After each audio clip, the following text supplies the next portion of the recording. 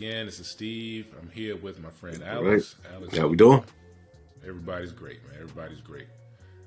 Today, we're talking about a film that I honestly hadn't seen in a while. I remember going to the movies to see it. I had only rewatched it maybe a couple times since then. It came out in 1997. It's called Event Horizon, directed by Paul W.S. Anderson. You'll most likely know him from the some okay and some not very good Resident Evil movies. Right.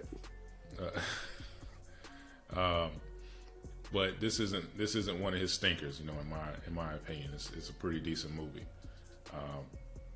But yes, it does have some of that mid to late '90s cheesy CGI, and that you gotta maybe get past if it's the first time you're watching it. You might be like, oh my god, that looks terrible. Right.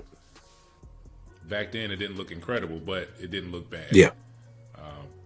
But yeah, it's a sci-fi horror movie, and if you know me, you know I love sci-fi horror movies. Same. So, Event Horizon, Alex, who's in this movie? Well, we got Lawrence Fishburne, one of my favorite actors. Um, Anybody that knows him from King New York, or of course, definitely the Matrix films. But he plays Captain Miller. Um, Even Apocalypse Now. yeah, Apocalypse Now, definitely. He plays Captain Miller, who's the captain of this rescue vessel that goes and investigates the stuff that involves the Horizon. We also got Richard Jones. Everybody knows him from The Wood and Soul Plane. I think he really played a pretty decent Yeah, part in here, kind of like almost like comedy relief in a way, because he had a few funny lines. yeah, and a little and kind of heroic because he ends up playing not. He doesn't always end up playing the best guy. Right. A lot of times he's kind of like an asshole a little Yeah. bit. This movie, he's obnoxious, but he's kind of a hero. So Right. So he did pretty decent. And of course, we got Sam Neill. Everybody knows him from Jurassic Park, and I think he was in another film. I think it might have been called Merlin. I think I saw it a long time ago, man. But everybody knows him from yeah, Jurassic Park, and he plays Doctor. I think his name is pronounced Weir, right? Doctor Weir, Weir. Weir, weird, yeah, yeah. So yeah, definitely a strange character. Kind of goes through some changes during the film. Yeah, definitely some to say changes. the least. I mean, that's pretty much it. Most of the rest of these characters are kind of there to be killed in one way or another. Right. The young guy, what was the young guy's name though? The one that ended up going out the airlock. Oh, they used to call it. I think they call him Baby Bear. Trying to think of the name of him real quick. Yeah, is that Jack Noseworthy? I think. Let me check this to make sure. I think that's him, Jack Yeah, Noseworthy. yep. He was chief engineer. Yeah, he was an ensign, which Yeah, is crazy. Must have been straight out of boot, yeah, and then straight out of officer school. Because he was really, really yeah, one of the youngest ones on the team, yeah. on the crew. So, Event Horizon. This movie is one of those films that it's hard to explain. And if you try to say like it's a rescue mission, because it's not just like the ship disappeared and aliens took it or something like that. It's something totally Right, different. So the short version is, the Event Horizon was this ship, this like deep space ship that got sent out, and there was some experimental equipment on it, and it was supposed to be able to jump from basically travel faster than right, light by bending time and space and creating basically a wormhole to travel right, through. Dr. Weir is the person that created the drive in the ship that would allow it to do that. He designed the ship. So the ship actually got sent out and disappeared. Earth lost contact with it for some yeah, years, and then there was a signal, a distress call that was intercepted from the ship. So they sent out a team to go basically find out what happened to the ship, and I believe it was like salvage anything they could to bring Right. back and get information, something like that, about what happened Definitely to with the the ship. crew too. And Salvage crew. right, and they were supposed to bring Dr. Weir with them, and the crew of the ship, they weren't really aware of what they were getting into. Only that they were going for a salvage mission in deep Right. space. Dr. Weir kind of explains why they're there, what the ship is for, and this and that, and that kind of sets off the whole mission and the catalyst for what all the insanity that happens on board this ship. But to keep it short, essentially, instead of the drive opening a wormhole into the further reaches of space, it basically opens a portal, a dimensional portal to hell, Right. essentially. No. But it's like a mix of science fiction, horror, the occult stuff Right. like Because that. the dimensional stuff Is when kind of made me feel like almost like it was had like a splash of like Lovecraftian in it, because it was like, you're dealing with dimensions and yeah, time and stuff like that. So yeah, it definitely had a little bit of that in there. So and yeah. So basically, this thing opens a dimension to hell, and that's what leads to the downfall of the crew. no, that's pretty much that's the general plot. Yeah, and then all hell breaks loose all around that. Yeah, Yeah. literal. Yeah, actual literal hell. This movie it was heavily edited Yeah. for theatrical release, and I've only ever seen like clips of some of the things that were taken out, but a lot of the more gruesome scenes, the more sexual scenes, were either cut completely or cut down. Right. MPAA wasn't having it, and there's a lot of this movie that was kind of left on the cutting room floor.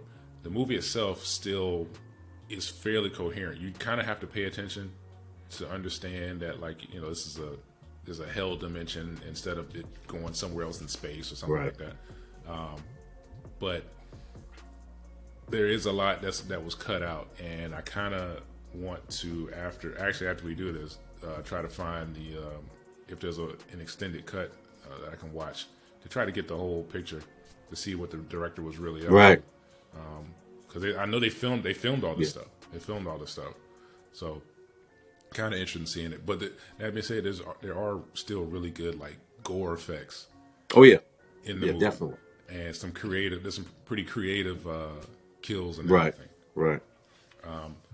So speaking of that, what was the best kill that you can think of? Well, the one I liked the most, I would think, was when Dr. Weir, after he went through his change, turned into whatever entity it was, he ended up killing the medical officer DJ, and which was kind of like crazy to me, because I always thought DJ was one of those, like, almost like those characters that his MOS was, medical, but you could tell he had done some other stuff because of the way he was kind of like you said, like kind of like stoic at one time. He was really like a little bit more hard edge, kind of like the captain rather than the rest of them. So when Weir bumped him off, I was just like, wow, it's just really shocking. But that just goes to show you that Weir had he went from human to something totally different. He became an entity or whatever. So Right. he just toyed with him, man. So yeah, kind of a jacked up way to go. Yeah. Basically gutted him and strung him up like on some pinhead type shit. So. Right. Yeah. Yeah. Like left him like a centipede, Yeah, man. That was crazy. definitely. So, but yeah, that was my favorite kill, definitely. For me, my favorite kill is really more of a favorite death in the movie, and that's the young guy. We were just talking about him. I can't remember his name now. Baby Bear, yeah. When he goes out of the airlock, and this is the one scene in the movie that I specifically remember. As soon as someone brings up this movie, I just remember this scene. And he goes out of the airlock, man, and Lawrence Fishburne is trying to get there and try to save him. And he's giving him instructions, man. He's like, breathe all the air in your lungs, close your eyes, and the guy's just panicking, man, because he he was possessed when he stepped in the Right. airlock, and all of a sudden he snapped out of it after it was activated.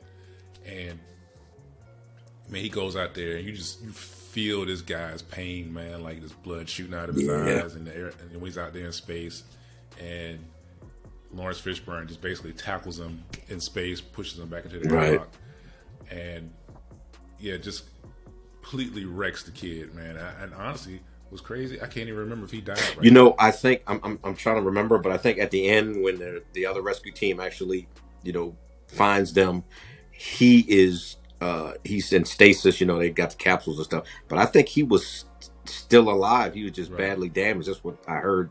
That's what I Yeah. heard one of the rescue people Yeah. say. So he actually, by the skin of his Okay. teeth, barely made it, made it through. Right. You know. Yeah. It's just one of those scenes that, man, like, you know, whether he lived or died, it sticks with Yeah. you in this movie. That it was just so creative, you know, and who knows if it's actually 100% factually accurate. Who Right. cares? Right. It's just a cool looking scene in a movie. And Like the scene with in Total Recall, yeah. Arnold Schwarzenegger and his girlfriend. When they go out there in Mars, man, and they're dying and the eyes are popping Yeah. out and they're screaming, tongues shooting out. Not 100% accurate. Right. Doesn't matter because that shit's cool Yeah. as hell. Yeah. And that's what this scene reminds me of. Yeah. And I think going into it, like what you were saying, you know, we kind of have this mixed bag of like what happens in the vacuum of space. Do you crystallize into ice, then all that other stuff happens, or what? So I'm looking for like him to start getting cold and turn into ice, and his freaking face start cracking and stuff, and he's spitting out blood and everything. I was like, wait, whoa, this is weird. You know what I mean? Like, we're like, what? How is it? You know? So like you were saying, we really don't know like what Right. exactly happens. You know, once you get out there Right. in space, you know, I figured you would freeze, and then you would, you know, then you would collapse or something. But it was cool. Yeah, and I mean, it's one of them things, man. That like, you know, do you expand? Well, I don't think you expand and blow up because your skin holds it Right, together. right, Do you freeze? Well, it's hard to freeze because there's no atmosphere in yeah, space, so there's nowhere for your heat to go. So you're not going to instantly freeze and whatever. None of that shit matters. None of that shit matters. Is it a cool ass scene? Or yeah, not? yeah, Yes, yeah, it is. yeah, oh yeah. Yeah, that's all that matters. uh, who is your favorite character in this movie? I can pretty much guess, but who's your favorite Yeah, character? you know, I like Fishburne, man. I think Fishburne, he played Captain Miller. Captain Miller was an interesting character, man, because in the beginning, you know, when he was introduced, you saw him, he was really like by the book, you know, and you Yeah, know, he was, you know, straight edge, and he even like checked the doctor one time when they were, you know, like when the doctor was trying to explain a few things, and he was like, you know, he really separated the fact that you're civilian versus military. This is a military slash, you know, government operation. So he kept that distance, and I kind of liked it. Plus, again, saying, you know, the military thing, saying that, you know, you're not one of us. The same thing we had in Predator, you know, like where, you know, the yeah, separation, like you don't work with us, you know, we're different than you are. But you find out later on yeah, that he has like this dark past. He has skeletons in his closet, and this stuff, you know, that he had was actually eating at him the whole time. That's what made him the yeah, way he was. You know, he didn't want to lose another crew member. You know, he didn't want that blood on his yeah, hands. So that's made him kind of like the captain that he is right now. You know, being, you know, all by the book, 1, 2, 3, ABC, making sure all your ducks are in a row, and it really yeah. showed like toward the latter part of the And you film. get that reveal because of that the device that's supposed to make the wormhole that opens the dimension. It kind of manifests itself in everyone's like, it was like their worst fears or worst the things that just make them feel the Right. worst, you know. And that was that crew member dying was something that haunted Larry Fishburne's Yeah. character, Miller. And you kept seeing that coming up, and at the end he had to say, man, you know, you're not Right. real, you're not real. Right. So I agree with your pick. So I'm gonna just go ahead and tell you who my second Okay. character is. Because everything you said, that's what I wanted to say. So Cooper, man, Richard T. Jones. At the beginning of the movie, he was one of those guys. I'm like, he's kind of annoying. Right. He's really arrogant, chauvinistic or whatever. And by the end of the movie, like he has an arc. He's one of the few characters in the movie that has like a real defined arc. Larry Fishburne somewhat, but his arc is just more like he goes from being a kind of annoying comic relief character to someone who kind of saves the day.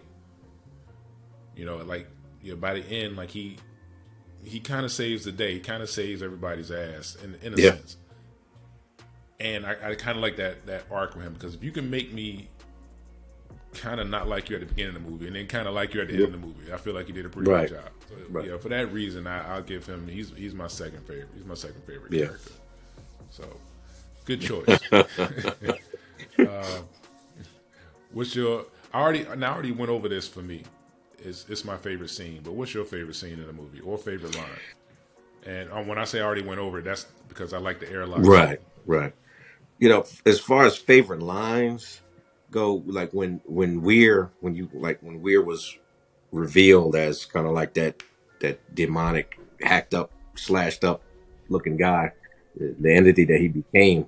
I think Fishburne said something to him like where are your eyes or something like that, and it was like what he said was like, where we're going, you don't need eyes. And I was just like, wow, dude, like that made me laugh because because you see it had like this it had this theme where their eyes were missing.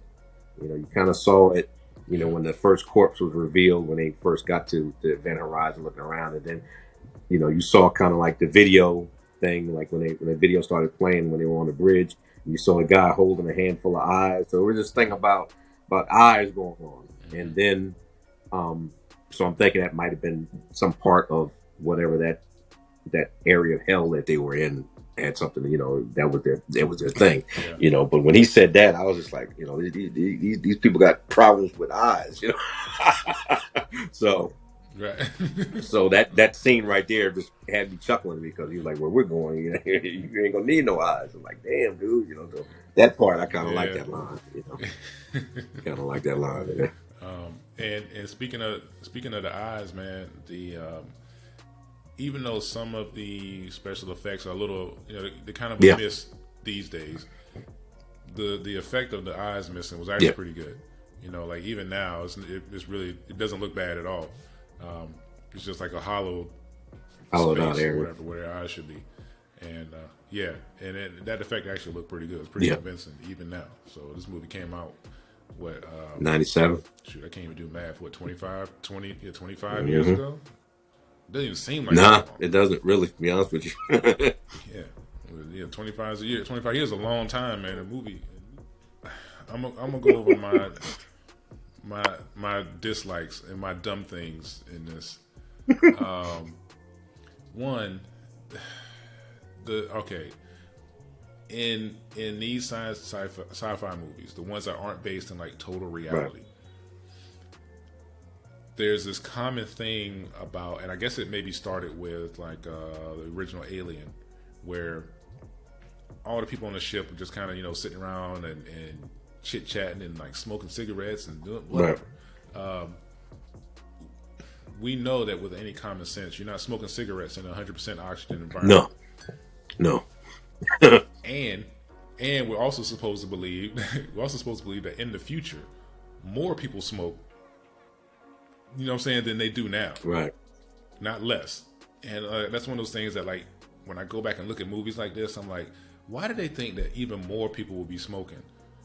And why are you smoking on a ship that's 100% oxygen, which you shouldn't be able to do anyway? Right.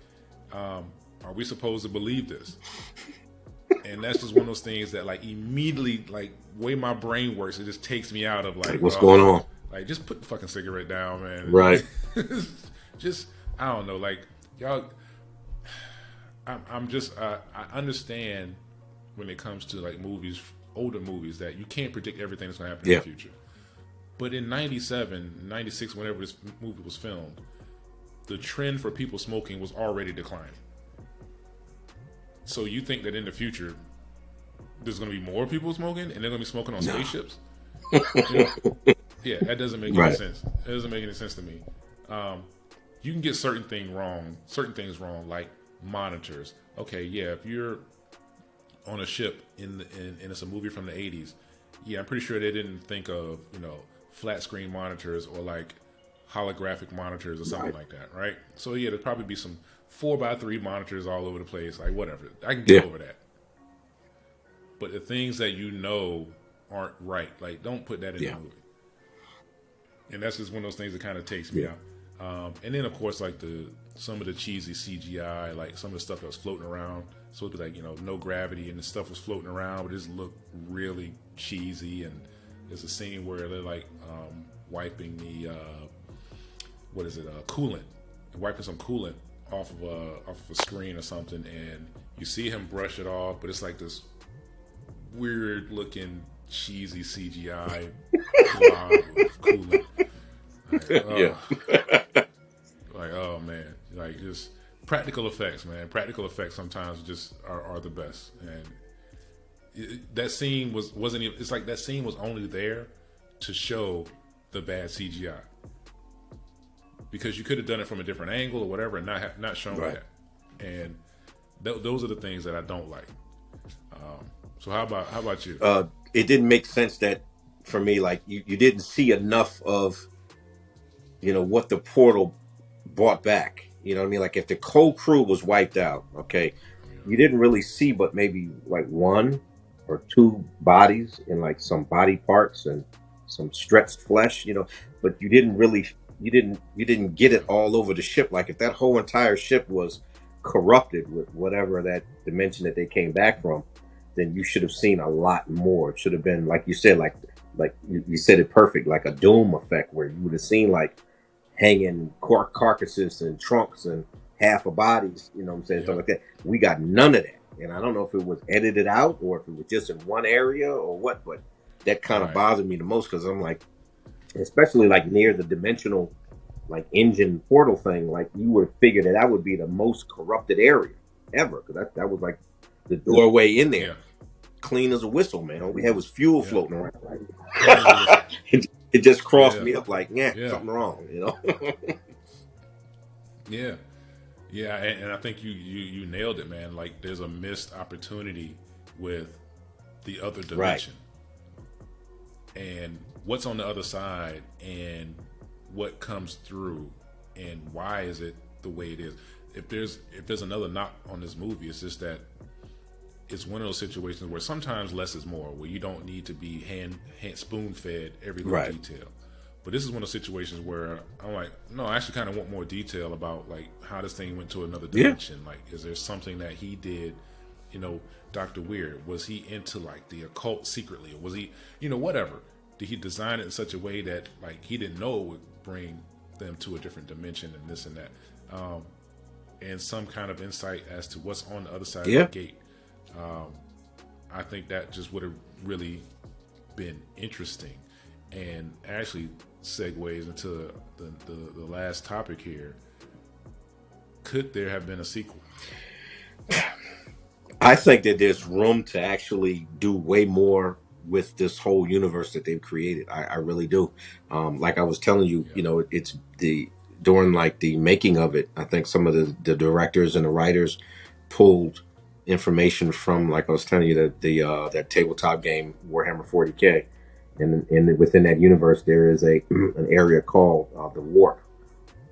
And when things go in or through this, they get corrupted, and depending on how long you're in there, depends on like how much you're corrupted. It gets to the point where you'll change physically. You'll become like more demonic looking. You definitely go mad. Any type of yeah, metallic things like ships or vehicles actually get possessed and become their own. They have their own mind. They can actually think and talk, and it's all evil. right. So yeah, you figure if this is like the beginning or just the tip of the iceberg of this area that they've discovered, within the event horizon, and if it's like a hellish type place, they can spit out 50 million stories just from that, just from that idea alone, Yeah, yeah. And I think on that note, a sequel series. Yeah, Maybe if it's just only like 6 or 8 episodes. Netflix will make a series about anything. Why right. not? 6 or 8 episodes, man, to just talk about like the design of the portal and where it goes, and like you said, what's on the other side and how it works, how it possesses people. I think it'd be kind of interesting, you know, like this is one of those movies that on its surface it just seems like, you know, average, you know, 90s sci-fi horror movie, but the idea behind it has so much potential. Yeah. And it could have been so much more than it was. You know, it wasn't like a huge hit at the box office or anything like that. And I think, you know, obviously if it was for whatever reason, then we probably would see, you know, a sequel or something. But definitely one of those movies with a story that begs for like further explanation. Yeah, and they left plenty of material to continue on, because there's one part that I wanted to mention to you too. You know, Dr. Weir, okay, he was still at whatever that outpost is that you saw him in the beginning, and I guess his wife was one of the crew members on the Event Horizon. Right. But he was not even near the Event Horizon or nowhere near that area or galaxy at all. And whatever that entity was touching him and reaching out to him right then and there. So what connection did he have to this whole thing? Was it the fact that he worked on the ship and worked on that dimensional portal thing, that he had more of a connection with this area, or what? That blew my mind right there. And there's so much more to expand on, and missed opportunity. We'll probably never see anything else, you know, from this universe. But you know, hey, if somebody at Netflix, if you're watching, I have an idea. Yeah, hit us up. I would watch it. You know, that's Event Horizon. If you see this video and you've never seen that movie, check it out. It's on Pluto for free. You know, so you can go watch it all you want. Really decent watch. You know, popcorn movie. Don't think about it too hard. No. Don't think about any. If you're really into science and stuff like I am, don't think about it too hard. Yeah, it ain't that kind of movie. Go into it as a horror. Right. Movie. You know, we don't put a lot of thought into horror movies, so don't put a whole lot of thought into this one. Even though there are some things in this movie that are pretty thought provoking. But yeah, go into it like a regular old horror movie. You'll have a good time. Enjoy the ride. Hey, leave a comment. Yeah, if you've seen it, and or if we encourage you to see it, leave us a comment. We really appreciate it. Alex, anything from you? No, definitely check this film out. This actually was the first time viewing it.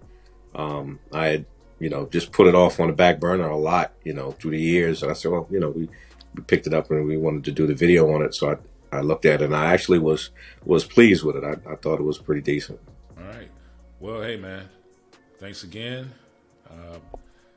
Everyone, if you're watching this movie, I really appreciate it. I'm sorry, if you're watching this video, I really appreciate it. Give this movie a watch. Leave us a thumbs up and subscribe to the channel. Going to have plenty more to come. Definitely. Once again, thanks for watching. Peace.